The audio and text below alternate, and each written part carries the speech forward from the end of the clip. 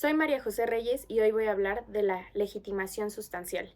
Pero para poder hablar de la legitimación sustancial, primero debemos de saber qué son los presupuestos del negocio jurídico.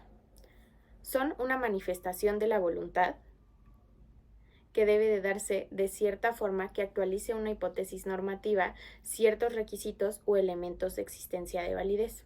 Hay dos tipos de elementos, intrínsecos o extrínsecos. Los intrínsecos tienen elementos de existencia o elementos de validez. Los extrínsecos son circunstancias extrínsecas al negocio que forman parte de la situación de hecho prevista en la hipótesis normativa, indispensable para que la norma cause sus efectos.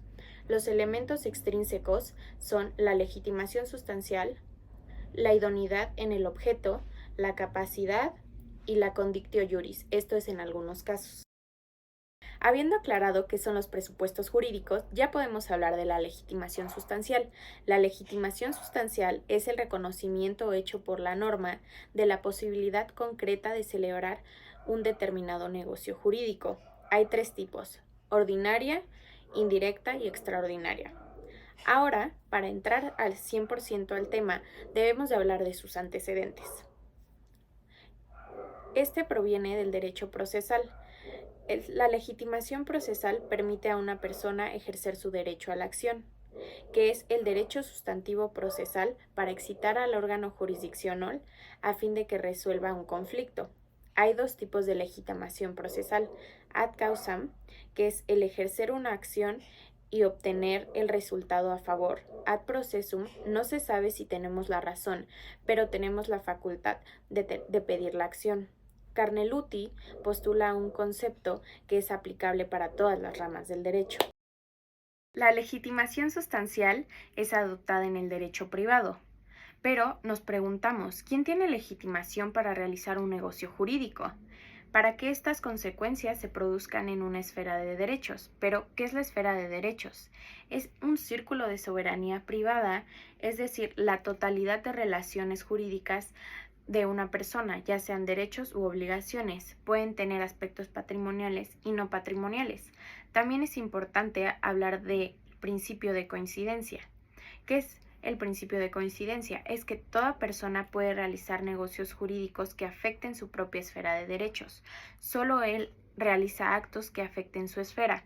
Y hacíamos un símil un poco coloquial que lo llamábamos la teoría de las cubas, que es prácticamente que nadie puede beber de tu vaso a menos que el tercero lo permita o la ley lo permita. Es importante hablar de ciertas figuras que son afines a la legitimación sustancial, que son la capacidad, la apariencia de buen derecho y el poder de disposición.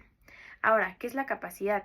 Es este atributo de la personalidad y la aptitud del sujeto para ser titular de derechos y obligaciones, así como para ejercer los primeros y cumplir los segundos por derecho propio. Hay capacidad de goce y capacidad de ejercicio.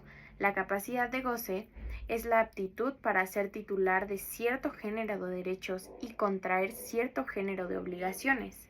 La capacidad de ejercicio es la aptitud del sujeto para cumplir con sus obligaciones y defender sus derechos por voluntad propia. La capacidad es intrínseca, mientras tanto la legitimación es extrínseca. Ahora, la apariencia de buen derecho. Son elementos suficientes necesarios para el derecho para que una persona se pueda considerar ante un tercero que actúa de buena fe como propietario. Esta es una fuente de legitimación extraordinaria. Ahora, el poder de disposición es una especie de legitimación ordinaria y legitima a una persona para realizar actos de dominio respecto de un bien, es poder disponer de un patrimonio para transmitirlo a alguien. Habiendo aclarado estos puntos, ya podemos empezar a hablar de la legitimación sustancial y sus tipos, pero recordemos qué es la legitimación sustancial. Es el reconocimiento hecho por la norma de la posibilidad concreta de celebrar con eficacia un determinado negocio jurídico. Y ahora están los tres tipos, que son la legitimación sustancial indirecta o ordinaria, la legitimación sustancial indirecta y la legitimación sustancial extraordinaria.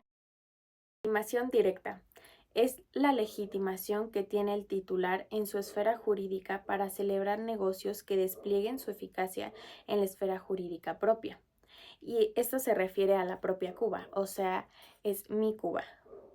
Tiene prohibiciones y limitaciones relativas a la recepción de derechos y relativas a la disposición de derechos. Las relativas a la recepción de derechos, hay algunos derechos en que la persona no puede adquirir y hay algunos supuestos, como la prohibición de los tutores para comprar para sí o arrendar respecto de los bienes del pupilo, la restricción, la prohibición para adquirir inmuebles en la zona restringida por parte de los extranjeros, incapacidades para heredar, pero comentábamos que estas son realmente faltas de legitimación.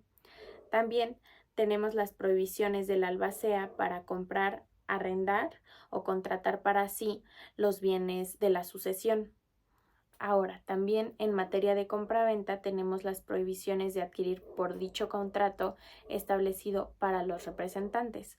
Y por último, tenemos la prohibición de sociedades anónimas para adquirir sus propias acciones.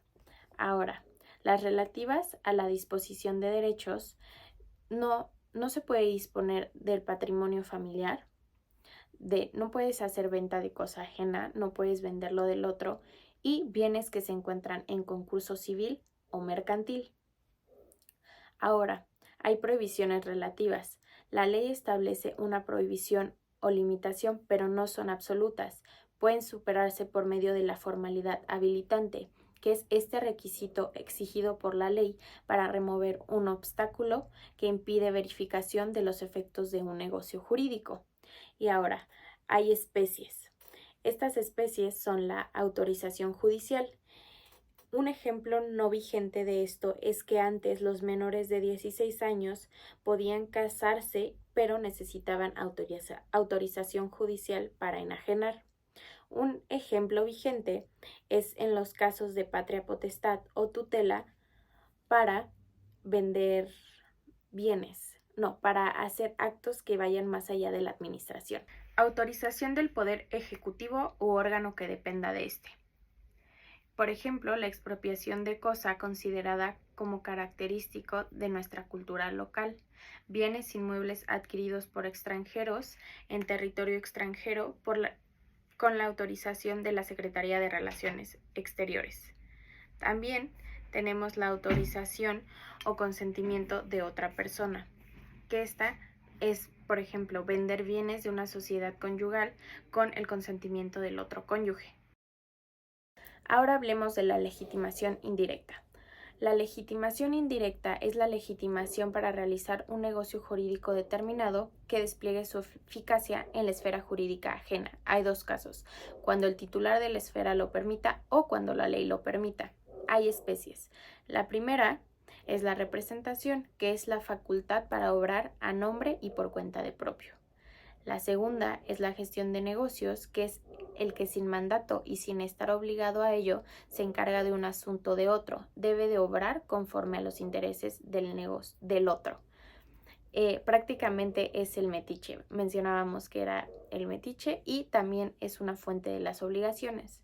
La tercera especie es la ratificación, que este es un negocio unilateral recepticio, mediante el cual un sujeto hace operativo y eficaz para sí un negocio que ha realizado otro sobre el patrimonio del primero. El cuarto es la sustitución, que es una legitimación que tiene una persona para celebrar negocios en nombre e interés propio, pero de forma de que los efectos jurídicos se den en la esfera jurídica ajena. Ahora, tenemos de estos, por ejemplo, la acción oblicua o a los obligados solidarios. Y por último, tenemos los oficios de derecho privado, que es que una persona actúe en nombre propio, en interés ajeno y en ejercicio de un cargo o facultades establecidos por la ley. Por último, hablemos de legitimación extraordinaria. Es la legitimación que tiene una persona para celebrar negocios jurídicos en nombre propio en virtud de una apariencia de titularidad o en nombre ajeno en virtud de una representación aparente. Esta despliega su eficacia en la esfera jurídica ajena, no obstante su antijuricidad. Esto protege a terceros y al tráfico jurídico. El jus protege a terceros adquirientes de buena fe. Es necesario explicar qué son los medios de publicidad, apariencia de buen derecho y la buena fe. Hablando de medios de publicidad, cada derecho tiene un medio de publicidad especial reconocido por la ley, que es la forma en la que la ley conoce legalmente que una persona es titular de un derecho. Los medios de publicidad en bienes muebles es la simple posesión del bien. Los medios de publicidad en bienes inmuebles es la inscripción en el registro público de la propiedad. El medio de publicidad en títulos de crédito, cuando es al portador, es quien los tenga, cuando es nominativo, es a nombre de quien esté expedido. Ahora, la apariencia de buen derecho. Es la creencia objetiva de los terceros basada en los medios de publicidad que establece la ley que una persona es titular de un derecho.